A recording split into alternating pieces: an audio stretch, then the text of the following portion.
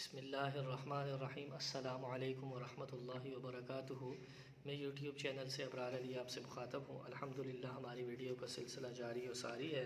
ہم ہر آئے دن آپ کے لیے نئے جانوروں سے متعلق ویڈیوز، ان کے خواص، ان کے طبی فوائد، ان کے متعلق حدیث میں، قرآن مجید میں تذکرہ، ان کے طبی خواص، ان کو خواب میں دیکھنے کی تعبیر، معبرین کی اس میں رائے تمام آپ کے لیے لاتے رہتے ہیں۔ تو ہمارے دیکھنے والے سننے والوں سے کائنڈلی یہ گزارش ہے کہ وہ ہمارے چینل کو سبسکرائب کر دیں، بیل آئیکن کے بٹن کو پریس کر دیں تاکہ آپ مزید ویڈیوز سے لطف اندوز ہو سکیں۔ جزاک اللہ خیرہ۔ آج جس جانور سے متعلق ویڈیو لے کے آئے ہیں، اس کے خواص کیا کیا ہے، تعبیر کیا کیا ہے، وہ سب انشاءاللہ اس ویڈیو میں بیان کی جائے گی۔ عربی میں اس کو الظبی کہا جاتا ہے۔ اس سے مراد ہرن ہے، ہرنی، اس کی خصوصیات، اس سے مشق حاصل کرنے کا طریقہ، مشق اس کے میں کہاں پائی جاتی ہے، وہ تمام انشاءاللہ اس ویڈیو میں بیان کی جائے گی۔ الظبی اس سے مراد ہرن ہے، اس کی جمع الظبا آتی ہے، اس کی مؤنث ظبیۃ آتی ہے۔ اس سے مراد ایسی جگہ جہاں بکثرت ہرن پائے جاتے ہوں۔ ظبیۃ ایک عورت کا نام بھی ہے جو دجال سے پہلے نمودار ہوگی اور مسلمانوں کو دجال سے ڈرائے گی۔ ابن سعیدہ کا یہی قول ہے کہ کرخی نے کہا کہ ذبح کا لفظ نر ہرنوں کے لیے مستعمل ہے، مادہ کو الغزال کہتے ہیں۔ علامہ دمیری نے فرمایا کہ غزال ہرن کا چھوٹا بچہ ہے جو ابھی جوان نہ ہوا ہو اور اس کے سینگ بھی نمودار نہ ہوئے ہوں۔ امام نووی کا قول ہے، جو امام دمیری کا قول ہے، یہی قول زیادہ صحیح ہے۔ ہرن کی کنیت ام الخشب، ابو شادان، ابو طلحہ کے لفظ مستعمل ہیں ہرن کے لیے۔ ہرن مختلف رنگوں کی ہوتی ہے، اس کی 3 قسمیں ہیں۔ ہرن کی ایک قسم ایسی ہے جس کو علام کہا جاتا ہے، یہ ہرن بالکل سفید رنگ کا ہوتا ہے اور یہ ہرن رتیلی علاقوں میں پایا جاتا ہے۔ ہرنوں کے مینڈے بھی کہا جاتا ہے کیونکہ ان کے جسم پر بہت گوشت اور چربی ہوتی ہے۔ ہرن کی دوسری قسم عفر کہا جاتا ہے، اس کا رنگ اور سرخ اور چھوٹی گردن والا ہوتا ہے۔ یہ ہرن تمام ہرنوں سے ڈرنے میں بہت کمزور ہوتا ہے۔ یہ ہرن زمین کے بلند اور سخت مقام پر اپنا ٹھکانہ بناتا ہے۔ ہرن کے سینگ کے بھی نیزے بنائے جاتے ہیں۔ اس قسم کے ہرنوں کی ٹانگیں اور گردنیں بہت لمبی ہوتی ہے، اس کے پیٹ بہت سفید ہوتے ہیں۔ ہرن کی یہ خصوصیت ہے کہ اس کی نگاہ بہت تیز ہوتی ہے اور یہ فرار ہونے میں تمام جانوروں سے زیادہ تیز رفتار ہوتا ہے۔ ہرن جب اپنے خوابگاہ میں داخل ہونے کا ارادہ کرتا ہے تو یہ الٹے پاؤں داخل ہوتا ہے اور اپنی آنکھیں سامنے رکھتا ہے، اس خوف سے کہ کہیں اسے اور اس کے بچوں کو کوئی جانور نہ دیکھ لے۔ پس اگر ہرن کو اس بات کا علم ہو جائے کہ اسے کسی جانور نے دیکھ لیا ہے تو اپنی خوابگاہ میں داخل نہیں ہوتا۔ ہزل ہرن کی پسندیدہ غذا ہے، ہرن کو اس کے بڑے مزے سے کھاتا ہے، پس ہرن سمندر کا کھارا پانی پی کر بھی لطف حاصل کرتا ہے۔ ابن قتیبہ نے کہا کہ ہرن کا بچہ جو 1 سال کا ہو جائے اس کے لیے ضلع کا لفظ استعمال ہوتا ہے، پھر جب ہرن کا بچہ 2 سال کا ہو جائے تو جزع اور بچے کو سنی بھی کہا جاتا ہے۔ حضرت امام جعفر کے حالات زندگی میں لکھا ہے کہ انہوں نے امام ابو حنیفہ سے سوال کیا رحمۃ اللہ تعالیٰ علیہ، اگر کوئی محرم آدمی ہرن کے رباعی دان توڑ دے تو آپ اس کے متعلق کیا فرماتے ہیں؟ امام ابو حنیفہ نے فرمایا، اے رسول خدا صلی اللہ علیہ وسلم کے صاحبزادی کے بیٹے، میں نہیں جانتا اس کے متعلق شریعت کا کیا حکم ہے۔ امام جعفر صادق رضی اللہ تعالیٰ، ہرن رباعی نہیں ہوتا بلکہ وہ ہمیشہ سنی ہوتا ہے۔ پھر ہرن کی خصوصیات میں سے ایک خصوصیت یہ ہے کہ امام جعفر صادق نے فرمایا کہ تم اس بات کو پسند کرتے ہو تمہارے سر کو تمہارے جسم پر قیاس کیا جائے۔ امام ابو حنیفہ نے فرمایا نہیں، تو امام جعفر صادق نے فرمایا تو مجھے اس بات کی خبر دو کہ اللہ تعالیٰ نے ملحود کو آنکھوں اور جھلی کانوں میں اور پانی کو نتھوں میں اور مٹھاس کو دونوں ہونٹوں میں کیوں پیدا فرمایا؟ تو امام ابو حنیفہ نے فرمایا میں نہیں جانتا۔ تو امام جعفر نے فرمایا بے شک اللہ تعالیٰ نے آنکھوں کو پیدا فرمایا اور ان پر چربی چڑھا دی اور انہیں ملحود کو پیدا کیا۔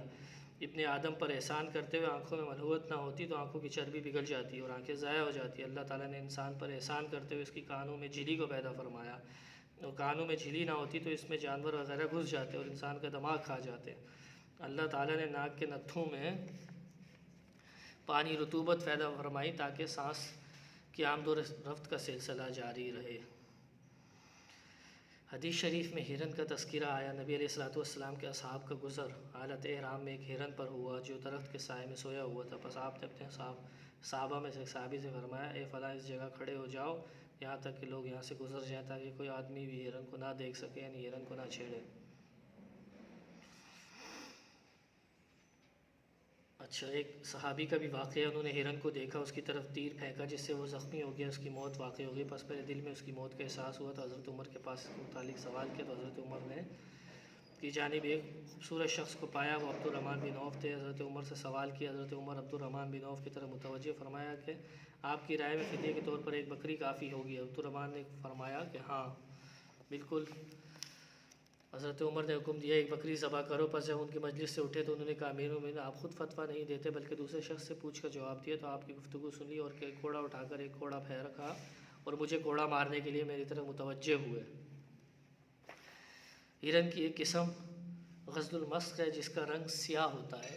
ہرن کی مختلف کیونکہ قسمیں ہیں۔ مشک کا شرعی حکم کیا۔ نبی علیہ السلام نے بنی اسرائیل میں ایک عورت تھی جس کا قد چھوٹا تھا، لیکن یہ ایسے دو عورتوں کے ہمراہ چلتی تھی جن کا قد طویل تھا۔ پس اس عورت نے 2 پاؤں لکڑی کے بنوا لیے اور ایک سونے کی انگوٹھی بنوا لی اور اسے مشک بھر دیا۔ پس یہ عورت ان دونوں عورتوں کے ساتھ چلی، پس وہ اسے پہچان نہ سکی۔ پس اس عورت نے اپنے ہاتھ سے اشارہ کیا، اشارہ کر کے عورت کی کیفیت سے آگاہ کیا۔ امام نوری نے فرمایا یہ حدیث بات پر دلالت کرتی ہے مشک تمام خوشبو سے افضل اور پاکیزہ ہے، اس کا استعمال بدن، لباس وغیرہ میں جائز ہے اور اس کی خرید و فروخت بھی جائز ہے۔ ہرن کا شرعی حکم کیا ہے۔ ہرن کی تمام اقسام کا کھانا حلال ہے۔ اہل علم کی جماعت نے کہا اگر کوئی شخص حالت احرام میں ہرن کو ہلاک کر دے تو اس پر بکری واجب ہوگی۔ امام ابو حنیفہ کا بھی یہی قول ہے۔ رافی نے اس قول کو پسند فرمایا ہے۔ تیمیری نے کہا کہ ہرن نر ہے اور بکری مادہ ہے۔ بس صحیح بات یہ ہے کہ ہرن کی ہلاکت کی صورت میں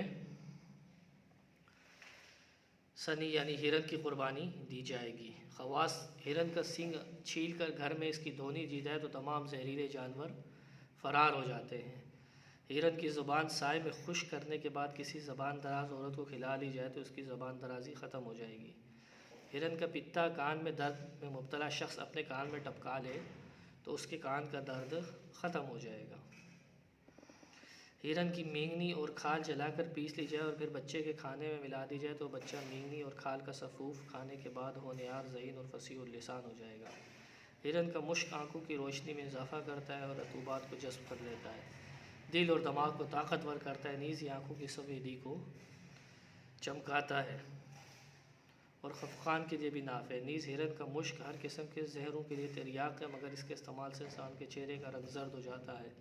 ہرن کے مشک کی ایک خاصیت یہ ہے کہ اس کو اگر کھانے کے ساتھ کھا لیا جائے تو منہ بدبودار ہو جاتا ہے اور اس سے ایک خاص قسم کی بو آنا شروع ہو جاتی ہے۔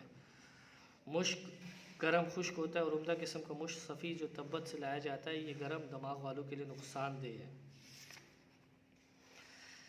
ناقہ نبتی مشک کی ایک رقیق قسم ہے۔ تعبیر اگر کوئی شخص خواب میں ہرن کو دیکھتے ہے تو اس کی معبرین نے کیا تعبیر ہے؟ ہرنی کو خواب میں دیکھنے کی تعبیر عرب کی حسین و جمیل عورت سے دی جائے گی، پر اگر کسی نے خواب میں دیکھا کہ وہ شکار کے ذریعے ہرن کا مالک بن گیا ہے تو اس کی تعبیر ہوگی خواب دیکھنے والا آدمی دھوکے سے کسی لونڈی کا مالک بنا ہے یا مکر و فریب سے کسی عورت کے ساتھ نکاح کرے گا۔ اگر کسی شخص نے خواب میں دیکھا کہ وہ ہرنی کو ذبح کر رہا ہے تو اس کی تعبیر یہ ہوگی، صاحب خواب کی یہ تعبیر ہوگی کہ وہ شخص کسی لونڈی کی بکارت زائل کرے گا۔ اگر کسی شخص نے خواب میں دیکھا کہ اس نے بلا ارادہ شکار پر تیر چلایا ہے تو اس کی تعبیر ہوگی وہ کسی بے گناہ عورت پر الزام لگائے گا۔ اور جس شخص نے خواب میں بغرض شکار تیر چلایا تو اس کی تعبیر ہوگی اس شخص کو عورت کی جانب سے مال حاصل ہوگا۔ اور اگر کسی آدمی نے خواب میں دیکھا کہ وہ کسی ہرنی کی کھال اتار رہا ہے تو اس کی تعبیر یہ ہوگی کہ وہ شخص کسی عورت کے ساتھ مکاری کرے گا۔ اگر کسی شخص نے خواب میں دیکھا کہ وہ ہرن کا شکار کر رہا ہے تو اس کی تعبیر ہوگی کہ وہ دنیا سے مال حاصل کرے گا۔ اگر کسی شخص نے خواب میں دیکھا کہ ہرن اس پر حملہ آور ہو رہی ہے تو اس کی تعبیر ہوگی اس کی بیوی تمام امور میں اس کی نافرمانی کرے گی۔ جہاں سب نے کہا جو شخص خواب میں دیکھے کہ وہ ہرن کے قدموں کے نشانات پر چل رہا ہے تو اس کی تعبیر ہوگی کہ اس کی قوت میں اضافہ ہوگا۔ اگر کسی شخص نے خواب میں دیکھا کہ وہ ہرن کے سینگ، بال اور کھال وغیرہ کا مالک بن گیا تو اس کی تعبیر ہوگی کہ اسے عورتوں کی جانب سے مال حاصل ہوگا۔ مشک کو خواب میں دیکھنا محبوب یا لونڈی پر دلالت کرتا ہے اور کبھی اس کی تعبیر مال سے بھی دی جاتی ہے کیونکہ مشک سونے سے بھی زیادہ قیمتی ہے۔ مشک کو خواب میں دیکھنے کی تعبیر عیش پسند زندگی سے بھی دی جاتی ہے اور بعض اوقات مشک کو خواب میں دیکھنا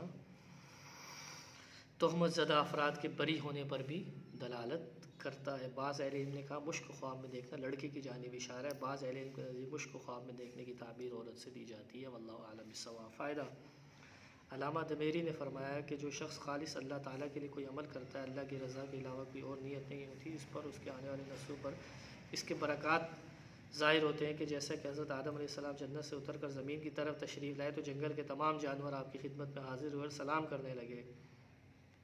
پس حضرت آدم علیہ السلام نے سلام کا جواب دیا، ان کی ضروریات کے مطابق ان کو دعائیں دی۔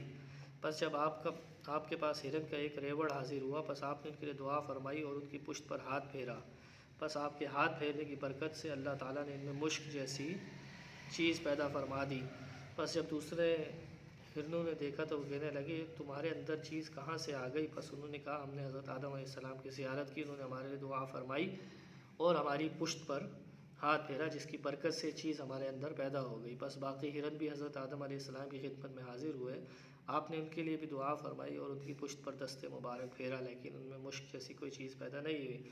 پس انہوں نے اپنے ساتھیوں سے کہا کہ جو کام تم نے کیا وہی ہم نے کیا، لیکن ہم نے وہ چیز نہیں دیکھی جو تم نے حاصل کی۔ پس ان ہرنوں سے کہا گیا کہ تمہارا عمل مشک جیسی خوشبو کے حصول کے لیے تھا، لیکن تمہارے بھائیوں کو وہ چیز یعنی مشک اس لیے حاصل ہوئی تھی کہ ان کا عمل اللہ تعالیٰ کی رضا کے لیے تھا۔ پس اللہ تعالیٰ نے ان میں اور ان کی نسلوں میں یعنی اس چیز یعنی مشک جیسی خوشبو کو ظاہر کر دیا، نیز یہ ہرن قیامت تک اس کی خوشبو سے فائدہ اٹھاتے رہیں گے۔ علامہ دمیری فرماتے ہیں کہ تحقیق ہم نے اخلاص اور رویا کے متعلق اپنی کتاب الجواہر الفرید کی 4تھی جلد میں بحث کی ہے۔ بس اس کتاب میں اخلاص اور رویا کی تفصیل بھی دیکھی جا سکتی ہے۔ تو یہ اس میں نصیحت بھی ہے انسانوں کے لیے اور اس میں مکالمہ بھی تھا، وہ تفصیل تھی وہ میں نے بیان نہیں کی۔ وہ تفصیل اس میں یہ تھی کہ حضرت آنکھوں کے کیا فوائد، اللہ تعالیٰ نے آنکھوں کے اندر ایسی کیا چیز پیدا کی ہے جس کی وجہ سے آنکھیں خراب نہیں ہوتی، کانوں کے اندر وہ کیا صفتیں پیدا کی ہیں، ناک کے اندر جو پانی رکھا اس میں کیا خاصیت ہے، منہ کے اندر تھوک لعاب رکھا اس میں کیا خاصیت ہے، وہ تمام بھی اس میں نے مختصراً کوشش کی آپ کو بیان کرنے کے، جو سیدنا امام جعفر صادق رضی اللہ تعالیٰ عنہ نے حضرت سیدنا امام اعظم ابو حنیفہ سے سوال کیا، وہ خاموش ہوئے تو پھر آپ نے ان کی خصوصیات ان کو بیان کی۔ پھر اس کے ساتھ ساتھ ہرن کے طبی فوائد اور ہرن کے اندر مشک کیسے آئی، اس کے آنے کی برکت کیا تھی، وہ کیسے مشک سے سیراب ہوئی، حضرت سیدنا آدم علیہ السلام کی دعا کی برکت تھی، اللہ تعالیٰ نے آپ کی دعا کو قبول فرمایا، آپ نے دعا کی تو ان کے اندر مشک پیدا ہو گئی۔ پھر اس کے ساتھ ساتھ